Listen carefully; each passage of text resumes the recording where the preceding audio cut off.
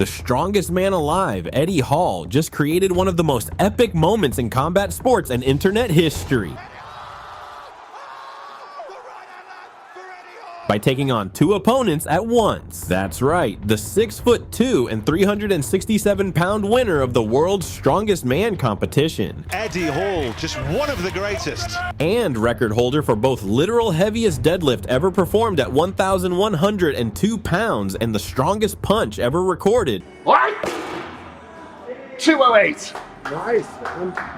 Not only that, but he was also one half of what was called the heaviest match in boxing history, where he nearly knocked out the second strongest man alive. So yeah, it's this man that has decided to take his talents to MMA, but a new kind of MMA where they are more focused on putting on the most unbelievable and strangest matches you've ever seen. Some of these matchups straight up can't even be sanctioned on most countries. I mean, look at this. Therefore, it makes total sense for Eddie Hall's first MMA match to be against two Brazilian influencers who also happen to be twin brothers. Now, it didn't entirely come easy for Eddie because the twins actually had a good strategy, which was doing nothing. That first explosion, that first use of strength, the rules usually leg kick.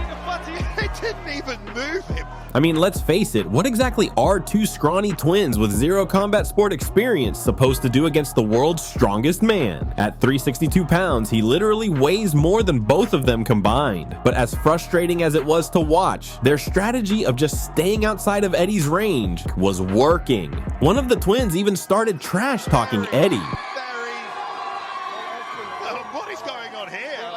Unfortunately, this went on for the entirety of the next round, so much so that even the ref had to step in and demand the twins that they stop running away and actually initiate an exchange. Of course, easier said than done, considering these twins could only think of the fact that their opponent literally pulls airplanes for a living. To beat 23.55.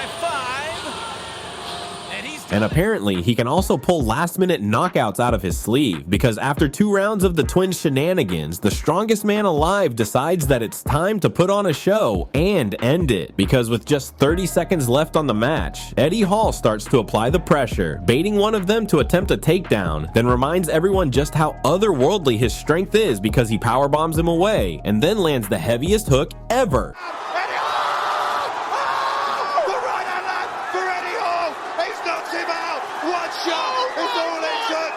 Knocking out the trash-talking twin and creating one of the most viral moments in MMA history. But it only gets better because for some reason the rules of the match dictate that the remaining twin still has to attempt to beat Eddie Hall with just a few seconds left on the clock. Beautiful shot. The fight is not over. Yes, I am aware the fight is not over, but there's not much time left.